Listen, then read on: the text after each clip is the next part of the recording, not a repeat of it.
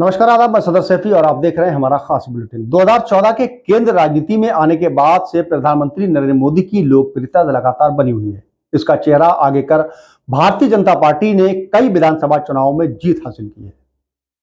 2019 के लोकसभा चुनाव में भी शानदार जीत हासिल हुई थी।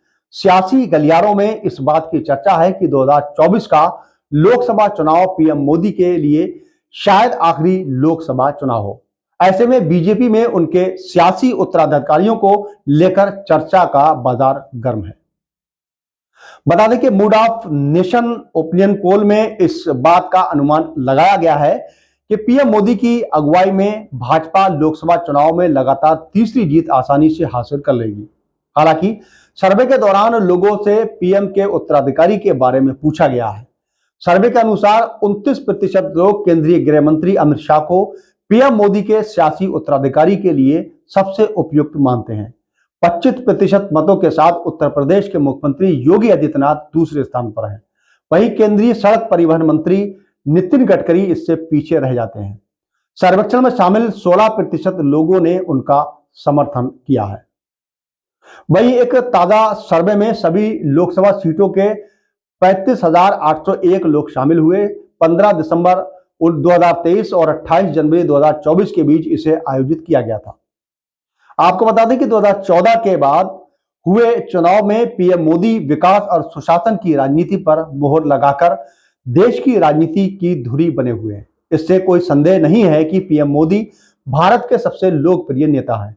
लेकिन बीजेपी को एक अच्छी चुनावी मशीन में बदलने के पीछे अमित शाह है। अक्सर अपनी चुनावी रणनीतियों के लिए भाजपा के चाणक्य कहे जाने वाले अमित शाह की सावधानी पूर्वक योजना और पार्टी प्रमुख के रूप में राजनीतिक कौशल भाजपा के उदय के पीछे है। उत्तर प्रदेश के मुख्यमंत्री के रूप में अपना दूसरा कार्यकाल पूरा कर रहे योगी आदित्यनाथ तेजी से पार्टी के ऊपर उठ कर रहे हैं। कार्यकर्ताओं के बीच उन्हें बड़ा सम्मान मिला है। उन्हें हिंदुत्व का प्रखर प्रचारक और अपराधियों पर कड़ी कार्रवाई करने के लिए जाना जाता है।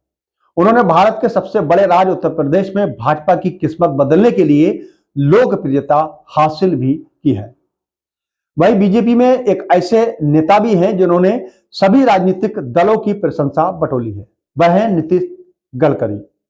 उन्होंने समस्याओं के समाधानकर्ता के रूप में जाना जाता है। वहीं परिवहन मंत्री के रूप में उनके काम और देश भर में राजमार्गों के नेटवर्क का विस्तार करने के लिए विपक्षी नेताओं द्वारा गडकरी की भी सराहना की गई है।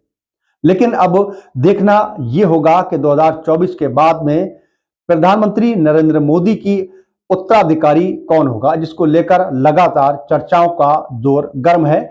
और अब देश में 2024 के लोकसभा चुनाव के बाद उत्तराधिकारी की लिस्ट में सीएम योगी आदित्यनाथ और गृह मंत्री अमित शाह के बाद अब तीसरे नंबर पर नितिन गडकरी आ रहे हैं। लेकिन देखना यह होगा कि प्रधानमंत्री के बाद उनका उत्तराधिकारी अब कौन होगा।